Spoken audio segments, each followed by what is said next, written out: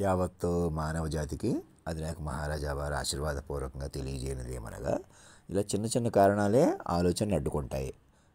వనకాపాలి నుంచి. అందుకే ఆలోచనకు ప్రాధాన్యత ఇవ్వండి, మాటకు ప్రాధాన్యత ఇవ్వండి. ఆలోచన అంటే మళ్ళీ ఏదో ఆలోచన కాదు, మాటకు ప్రాధాన్యత ఇవ్వండి.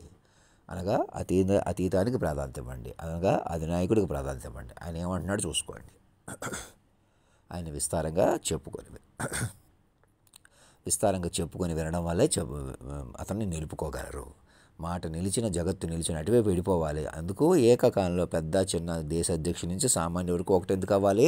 ఆ పద్ధతిలో ఇప్పుడు ఎలా వింట మానేస్తున్నారు, అలా వినగలుగుతారు. అలాగనమాట.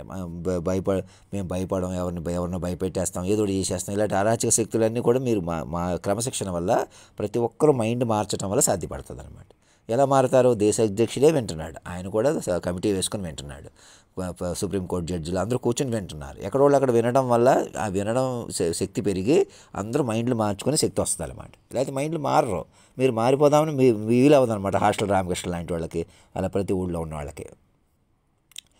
అందుకే మీరు మైండ్ కనెక్టివిటీ పెంచుకోవాలి. ముందు మైండ్ కనెక్టివిటీ తీసుకోవాలన్నమాట. నేను ఎందుకు దేశ అధ్యక్షుల కమిటీ వేసుకుని ఫ్యాక్స్ ఇప్పించమంటున్నాను, గవర్నర్ల చేత కమిటీలు వేయించమంటున్నాను, ముఖ్యమంత్రులు అందరూ కూర్చొని వినమంటున్నాను. మైండ్ వింటేనే మైండ్ మారుతుంది. అసలు పరిపాలన.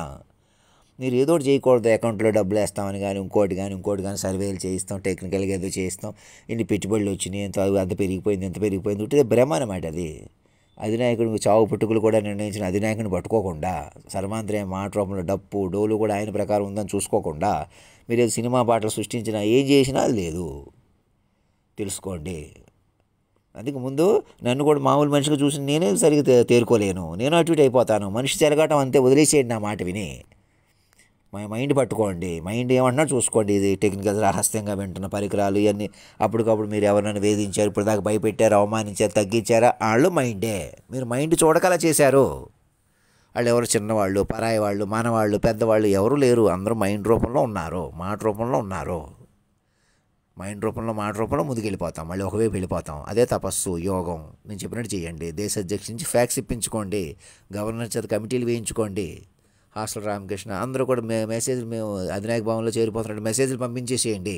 ప్రతి ఊరి నుంచి అలా పంపించేలా చేసేయండి. నాకు ఒక కాపీ పంపితే పంపండి, లేదా గవర్నర్కి పంపండి. గవర్నర్ నుంచి నాకు ఒక కాపీ పంపితే చాలు. మీ సాక్షిని పిలిచామండి, అందరం వింటున్నాం కూర్చుని, మీ దగ్గరికి ఎప్పుడు రమ్మంటారు అని నాకు ఒక మెసేజ్ పంపించండి. అంటే నేను ఇంకా ఎలా ఎక్సర్సైజ్ ఎలా చేస్తున్నాను, ఇలా మనిషిగా వదిలేసి నన్ను ప్రత్యేక బృందంలో తీసుకోకుండా ప్రత్యేకంగా డైటీషియన్ అందరూ పెట్టి ప్రత్యేక ఎక్సర్సైజ్ చేయిద్దురు. కానీ అన్ని ప్రత్యేక చూసుకుందరు. కానీ నువ్వు ఇలాగ ఉంటే మేము ఎలాగ ఉంటామంటే అలాగే ఉంటాం. మనిషిగా తేరుకోలేము. మనిషి కూడా వదిలేసేయండి. ఇంకా నేను కావాలని మనిషిగా తేలిగ్గా ఉంటున్నాను, మీరు మనిషిగా మీరే తేలిక పనులు చేశారు, ఎవరు లేరు. అలాగా మైండ్ పట్టుకోగల చేస్తున్నారు, కాలాతీతాన్ని పట్టుకోక ప్రవర్తిస్తున్నారు ఎవరైనా. మేమే పరిపాలించాలని గొప్పగానే మీరే చెడు పనులు కానీ రెండు ఒకటే.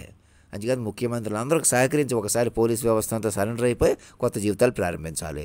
కూర్చొని చెప్పుకోవాలి, వినాలి. ప్రధానంగా కూర్చొని చెప్పుకొని వినగలిగే వాళ్ళందరూ కూడా ఏదో ఒకటి చేసేయకూడదు. ఏదో ఒకటి చేసేయటం వల్ల కంట్రోల్కి రాదు. నేను చెప్పినట్టు గంటన్నరలో 10-15 ఏళ్ళ మీద కాన్సన్ట్రేషన్ చేయండి, అప్పుడు ముందుకెళ్తారు. మీకే తెలుస్తుంది. ధర్మో రక్షతి రక్షత సత్యమేవ జయతే.